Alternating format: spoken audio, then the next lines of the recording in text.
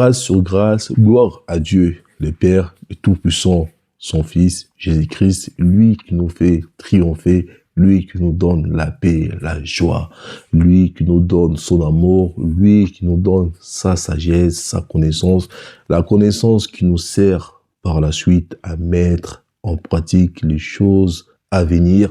Merci infiniment, Seigneur éternel, que ton nom soit glorifié à jamais. Bien-aimés dans le Seigneur, soyons tous dans la joie, faisant des bonnes actions par les noms puissants du Seigneur Jésus-Christ. En tout cas, je nous encourage tous que l'Éternel nous soit favorable. Voici les thèmes que nous avons à partager, bien-aimés dans le Seigneur. Les thèmes d'aujourd'hui se trouvent dans Marc 3, verset 29, à qui moi je dis, vous êtes inexcusables. Mais avant de connaître ces choses, avant de rentrer dans le but du sujet, prions au nom de Jésus-Christ. Gloire à ton nom pour l'éternité. Merci infiniment pour ton amour, pour ta sagesse, pour la grâce, pour la paix, pour la joie dont tu nous fais. Seigneur éternel, sois favorable à tes enfants du début, milieu jusqu'à la fin. Car, Seigneur, nous sommes ici, Père, pour connaître les choses à venir, connaître ta parole. Merci infiniment, Père éternel, car nous croyons à l'évangile de Christ ressuscité. Nous croyons aussi tout ce que nous disons, nous voyons cela s'accomplir par la foi et surtout uniquement par ta volonté. À ton nom, Seigneur Jésus-Christ, nous avons ainsi prié. Gloire à ton nom pour l'éternité et nous disons Amen. Amen, bien-aimés, mes frères et sœurs, que son nom soit glorifié à jamais. Alors, Marc 3, verset 29, vous êtes inexcusables, ou encore, ils sont inexcusables. Pourquoi je dis cela, bien-aimés dans le Seigneur? Nous allons lire Marc 3, 29 pour comprendre pourquoi moi je dis, ils sont inexcusables. Alors, je lis au nom de Jésus-Christ, mais quiconque, Marc 3, verset 29, mais quiconque blasphémera contre le Saint-Esprit n'obtiendra jamais de pardon, il est coupable d'un péché éternel. Donc, quiconque, que tu sois homme, femme, tu blasphèmes contre le Saint-Esprit, tu seras inexcusable. Même après ta mort, ces péchés, ça va te poursuivre éternellement après la mort. Car après la mort, il y a une vie et cette vie, c'est éternel. Donc, le péché, tu l'as éternellement. Mais est-ce que le péché-là est semblable au péché des anges déchus? Parce que les anges déchus aussi avaient commis les péchés. C'est pour cela que Dieu n'a pas accordé son pardon aux anges. C'est pour cela, aujourd'hui, nous voyons que Satan, le diable, avec ses anges déchus, qu'on appelle aujourd'hui les démons, sont inexcusables. Donc, est-ce que c'est les mêmes ou similaires d'un péché pareil? Donc, bien aimé dans le Seigneur, c'est juste une parenthèse, mais nous nous posons des questions pareilles. Alors, avant de connaître ces choses ou avant de rentrer dans les thèmes ou dans le but du sujet, vraiment, qu'est-ce qui veut dire les mots blasphème? Parce que le Seigneur nous dit, c'est lui ou celle quiconque blasphémera contre le Saint-Esprit n'obtiendra jamais le pardon. Alors, qu'est-ce qui veut dire ces mots? Je vais vous mettre la définition ici à l'écran, mais avant cela, je vais quand même les lire au nom de Jésus-Christ. Alors, blasphème, nom masculin, parole qui outrage la divinité, la religion, les sacrés et par extension une personne ou une chose considérée comme quasi sacrée. Donc, on peut dire aussi par la suite, c'est comme une personne qui fait ou qui se montre sacrilège, donc qui fait des choses sacrilèges envers le Saint-Esprit. Donc, voilà, une personne qui se comporte ainsi, ben, cette personne ne sera jamais pardonnée. Donc, il fait des choses sacrilèges. Donc, bien aimé dans le Seigneur, nous avons vu là la définition des mots blasphèmes.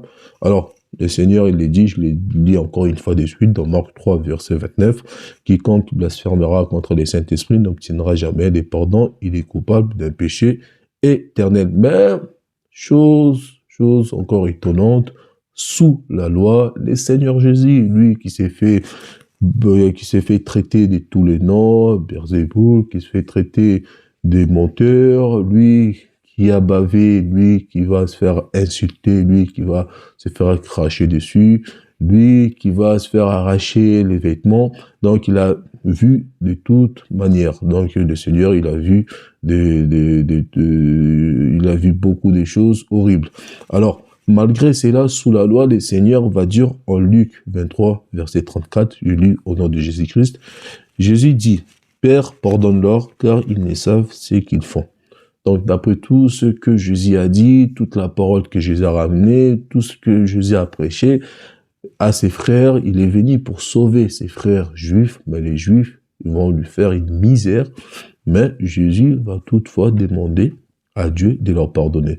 Mais est-ce que, d'après tout ce que les frères juifs ont fait, est-ce que cela n'est pas arrivé jusqu'au point de blasphémer contre le Saint-Esprit?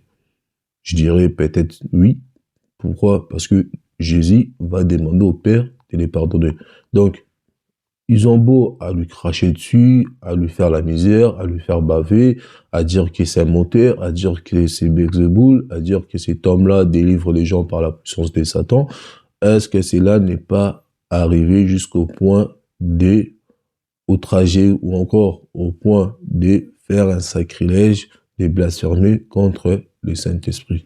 Alors, bien aimé, encore que oui, ce n'est pas arrivé, c'est pour cela que le Seigneur Jésus-Christ a demandé à son Père de leur pardonner, d'après Luc 23, verset 34. Mais aujourd'hui, sous la grâce, nous avons des choses similaires, pareilles, où nous voyons d'autres personnes, frères ou sœurs, qui insultent les hommes de Dieu, qui insultent la parole de Dieu, les pasteurs, les hommes de Dieu qui viennent à eux pour leur apporter les paroles de Dieu, mais ils se font insulter, qui se font cracher avec la parole de Dieu, voilà, ils subissent autant beaucoup de choses. Donc, mais il réagit de la même manière. Il réagit pas comme sous la grâce, mais il réagit comme Jésus sous la loi, en disant que Dieu vous pardonne, que Dieu te pardonne, mon frère, ou encore si c'est une femme, que Dieu te pardonne, ma sœur. Donc, il réagit de la même manière. Mais la question se pose, devons-nous réagir comme Jésus sous la loi? Voilà, point d'interrogation, est-ce que nous devons faire cela? Pourquoi je pose cette question? Parce que Étienne, lui qui a vécu sous la grâce, mais Étienne ne réagit pas de la même manière que Jésus. Jésus, sous la loi, qui va demander à son Père de pardonner ses frères juifs d'après tout ce qu'ils ont fait, mais Étienne, sous la grâce, va demander au Seigneur Jésus-Christ de ne pas pardonner leurs péchés. C'est là que je comprenais pas, mais là, maintenant, je l'ai compris grâce à lui-même, le Dieu Tout-Puissant, Jésus-Christ. Donc, c'est un peu bizarre, je me disais, parce que nous sommes là sous la grâce. D'ailleurs, c'est sous la grâce que la grâce de Dieu doit se manifester. Étienne devait pardonner. Mais comment fait-il que Jésus, sous la grâce, sous la loi, Jésus pardonne, mais sous la grâce, Étienne demande à Jésus n'est pas pardonné à ses frères juifs. Nous allons lire cette histoire ensemble pour comprendre mieux. Alors, je me trouve là dans Actes des Apôtres, chapitre 7, versets 51 à 60. Mais qu'est-ce qui va nous intéresser plus? C'est les versets 60. Mais je commence au verset 51 pour ceux qui connaissent pas cette histoire, connaissent quand même l'histoire en fait. C'est ça. Alors, je suis dans Actes 7, versets 51 à 60. La Bible dit ceci. Homme au cou ride, ainsi concis de cœur et des oreilles. Vous vous opposez toujours au Saint-Esprit, c'est que vos pères ont été, vous l'êtes aussi. Donc, il s'impose au Saint-Esprit. Verset 52. Retenez ça, il s'impose au Saint-Esprit. Verset 52. Lesquels des prophètes vos pères n'ont-ils pas persécuté? Ils ont tué ceux qui annonçaient d'avance la venue du juste que vous avez livré.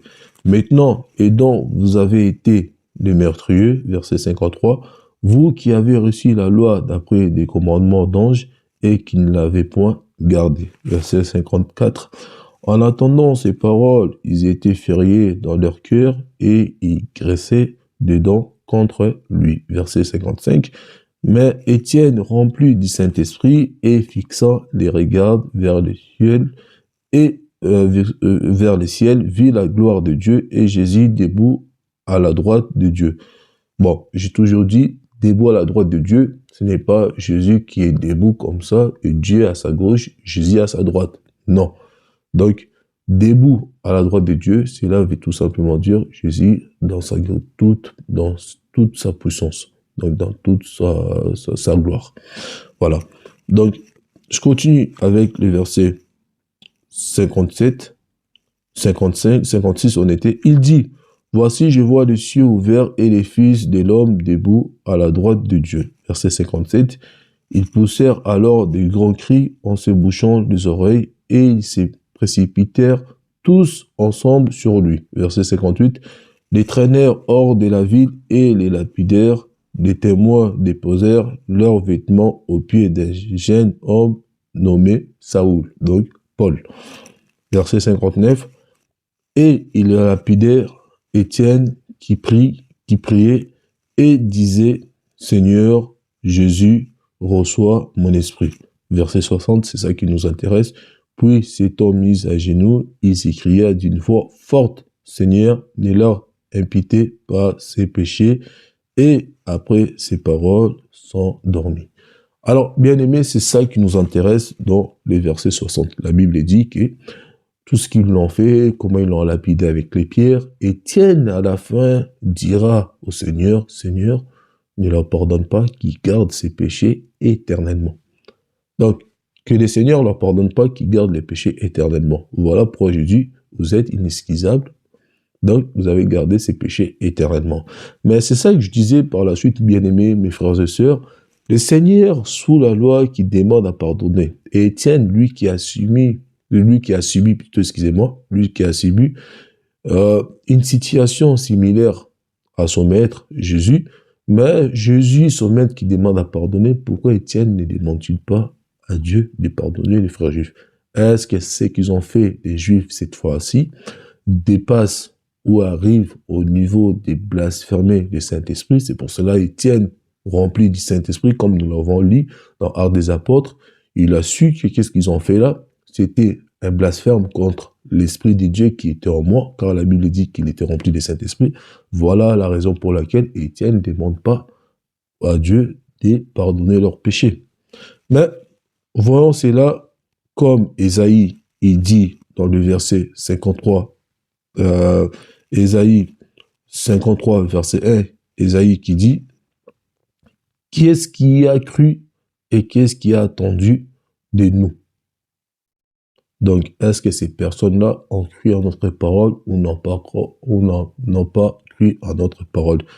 Est-ce que blasphémer contre le Saint-Esprit, cela veut dire de rejeter la parole de Dieu, ne pas croire à la parole de Dieu? Donc, c'est ça, blasphémer contre le Saint-Esprit. Mais nous allons arriver, bien aimés, mes frères et sœurs, car souvenez-vous, cette prédication était adressée à Israël. Les Juifs avaient entendu la parole de Dieu, mais ne l'avaient pas reçue. Ils étaient donc inexcusables, ils étaient sans excuse, car le Seigneur est venu à donner la parole, mais ils n'ont pas voulu croire à la parole. Donc devant Dieu, il sera inexcusable. Est-ce que c'est ça, blasphémer contre le Saint-Esprit? Donc si vous me suivez, que vous me comprenez, donc le fait d'avoir entendu la parole de Dieu, le fait d'avoir rejeté la parole de Dieu, donc c'est ça, blasphémer contre le Saint-Esprit. Je vais mettre une parenthèse à dire que les anges qui étaient en haut aux cieux, donc les anges qui connaissaient très bien la parole de Dieu et qui avaient la connaissance de la vérité, car la vérité, c'est ça la parole de Dieu. Donc le fait d'avoir rejeté la vérité, donc c'est pour cela ils ont été inexcusables. Donc est-ce que c'est bien ça, blasphémer contre le Saint-Esprit? Donc continuons bien aimés dans le Seigneur. Mais nous allons revenir à savoir, à connaître pourquoi le Seigneur Jésus, sous la loi, avait demandé à son Père de pardonner. Et pourquoi Étienne, sous la grâce, n'a pas demandé au Seigneur de pardonner. Alors, nous allons le savoir dans Luc 4, 18, verset 19, qui va nous amener à comprendre très bien pourquoi le Seigneur avait demandé à son Père de pardonner. Puisque le Seigneur, il avait une mission ministère autrement que ses apôtres. Alors, Luc 4, verset 18, Luc 4, chapitre 18, Luc 4, verset 18 à 19, je vais arriver, dit ceci. L'Esprit du Seigneur est sur moi, parce qu'il m'a oint pour annoncer une bonne nouvelle aux pauvres. Il m'a envoyé pour guérir ceux qui ont le cœur brisé. Verset 19, pour proclamer aux captifs la délivrance et aux aveugles les recouvrements de la vue, pour renvoyer libres les opprimés, pour publier une année des grâces du Seigneur. Donc, d'après ces écrits, d'après qu'est-ce que le Seigneur Jésus dit, donc je vois que le Seigneur Jésus-Christ, son ministère, c'était un ministère de la grâce. Donc Jésus ne pouvait pas demander à son Père, évidemment, de ne pas pardonner les Juifs. Pourquoi? Parce que Jésus, le ministère, c'est un ministère de la grâce. Donc Jésus n'est pas venu condamner ou n'est pas venu encore appuyer sur les péchés de ses frères. Donc voilà pourquoi Jésus n'a pas demandé à son Père de pardonner les Juifs. Mais est-ce qu'aujourd'hui nous avons, nous, les hommes de Dieu, nous, les enfants de Dieu, nous, les messagers de Dieu, les mêmes ministères que Jésus? Non. Parce que le ministère de la grâce, c'est que Jésus qu'il avait. Donc nous, aujourd'hui, nous n'avons pas ces pouvoirs-là à dire au Seigneur de pardonner les gens. Les gens, par contre, qui viennent pour blasphémer contre l'Esprit, nous ne pouvons pas demander à Dieu de leur pardonner. Donc, aujourd'hui, sous la grâce, les hommes de Dieu qui demandent à Dieu de pardonner à toute personne qui font du mal, à eux qui rejettent la parole de Dieu, est-ce qu'ils peuvent les dire? Alors, d'après les Écritures, non. Alors, voir, mes frères et sœurs, Luc 3, verset 22. La parole de Dieu dit ceci. Le Saint-Esprit descendit sur lui sous une forme corporelle comme une colombe et une voix fit entendre du ciel. Ces paroles, tu es mon fils bien-aimé, en toi j'ai mis toute mon affection. Donc ça aussi, ça nous fait, donc c'est des indices qui nous donnent les ministères du Seigneur Jésus-Christ. Donc il nous dit que le Saint-Esprit est descendu sous une forme de colombe. Donc je vais vous mettre une image là pour détailler l'animal colombe, comment son comportement, de quoi, comment il se comporte, donc son caractéristique, comment il est. Donc je vais vous mettre là, vous allez voir comment cet animal se comporte. Alors, bien aimé dans le Seigneur, voir maintenant pour les apôtres, qu'est-ce qui est arrivé? Parce que Jésus, nous avons dit, il avait un autre ministère, donc voilà pourquoi il n'a pas demandé à Dieu. Et voilà pourquoi il a demandé à Dieu de leur pardonner. Donc son ministère, c'était le ministère de la grâce. Donc les apôtres, ce n'était pas les ministères de la grâce, parce que Actes des apôtres, chapitre 2, verset 1 à 3, va nous dire ceci. Le jour de la Pentecôte, ils étaient tous ensemble dans les mêmes lieux. Tout à coup, il vient du ciel un bruit comme celui d'un vent impétueux et il remplit toute la maison où ils étaient assis. Verset 3. Des langues semblables à des langues de feu leur apparurent séparées les uns des autres, les unes et les autres, et se posèrent sur chacun d'eux. Cet événement que nous venons de voir, c'est d'une importance capitale, car il s'agit là du même esprit que le Seigneur dit au verset de Luc, c'est lui ou celle quiconque commettra un blasphème contre le Saint-Esprit n'obtiendra jamais les pardons. Donc il a commis ou elle a commis un péché impardonnable, un péché éternel. Donc c'est cet esprit-là qui est descendu autrefois sous la loi d'une forme corporelle, d'une colombe vers Jésus-Christ, mais cette fois-ci qui descend comme un vent très fort, impétueux, et par la suite qui se transforme en feu. Donc nous voyons là des ministères différents. Le ministère de la grâce, doux, patient, et un ministère de feu, un vent, un ministère tremblant, un ministère fâché, un ministère de la colère. Alors, bien-aimés de notre Seigneur, nous devons savoir une chose très importante.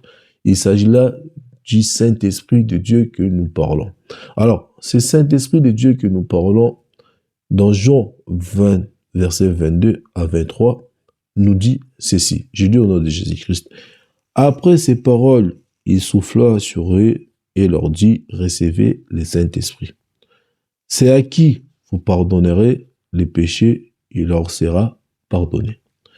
Et c'est qui vous les retiendrez, il leur sera retenu.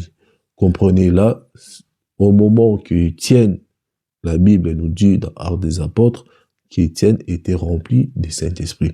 Alors, ce n'est pas Étienne qui disait à Jésus, n'est pas leur pardonner.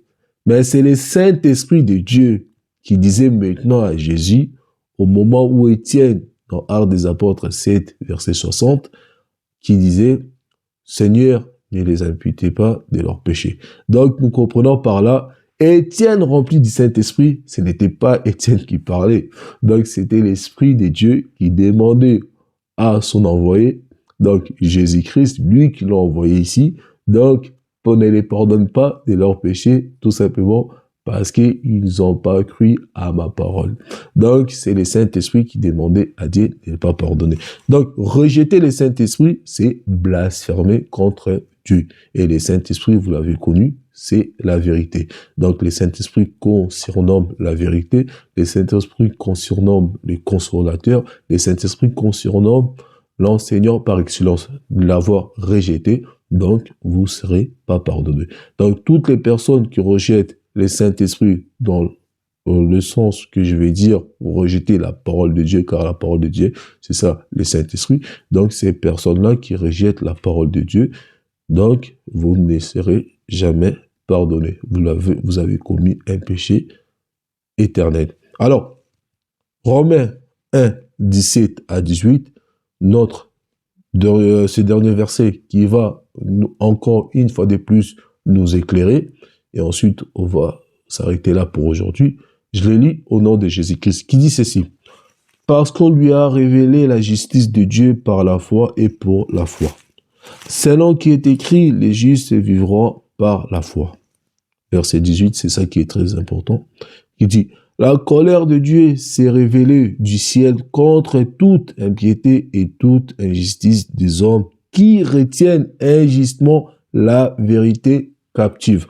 Donc, comprendre, bien-aimés, mes frères et sœurs, que sous la grâce, là, actuellement que nous sommes, nous avons là, la Bible nous dit dans le verset Romains, dans le chapitre Romains 1, verset 17, que la justice de Dieu s'est révélée par la foi et pour la foi, car selon qui est écrit, les justes vivront par la foi. Donc ça, c'est pour les justes. Dieu est patient et doux, comme nous avons vu là, le ministère de Jésus. Ça, c'est révélé pour les enfants de Dieu, la patience, la douceur, tout ça, c'est pour les enfants de Dieu. Mais par contre, pour toutes les personnes qui rejettent la parole de Dieu, pour toutes les personnes qui retiennent la parole de Dieu, par là, vous faites, qu'est-ce que la Bible nous dit? Vous blasphémez contre le Saint-Esprit.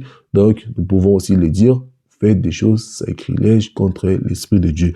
Alors, le verset 18 de Romains, chapitre 1, vous dit, la colère de Dieu s'est révélée du ciel contre toute impiété et toute injustice des hommes qui retiennent injustement la vérité captive. Donc, à comprendre que nous sommes sous la grâce, oui, Dieu est patient, Dieu est amour, oui, mais justement, Dieu est tout ça pour les gens qu'on appelle les enfants de Dieu, ou encore pour les saints de Dieu. Donc Dieu est comme ça pour les justes, mais pour toute personne qui ne sont pas justes, qui ne sont pas enfants de Dieu, donc qu'est-ce qu'ils ont? Ils ont la colère de Dieu, car ils retiennent la vérité de Dieu et ils sont tout simplement inexcusables. Donc, par là, nous voyons aussi, ils blasphèment contre l'Esprit de Dieu. Bien-aimés dans le Seigneur, que l'Éternel nous soit favorable. Merci à vous toutes. Que l'Éternel Dieu Tout-Puissant, à vous tous, que l'Éternel Dieu Tout-Puissant nous conduit. Et si cela lui plaît, nous allons revenir pour partager qu'est-ce que lui-même va juger bon de nous donner. En attendant, comportez-vous bien, faites des bonnes actions, que l'Éternel nous soit tous favorable. Merci, bonne journée et bonne soirée pour certaines. Au revoir.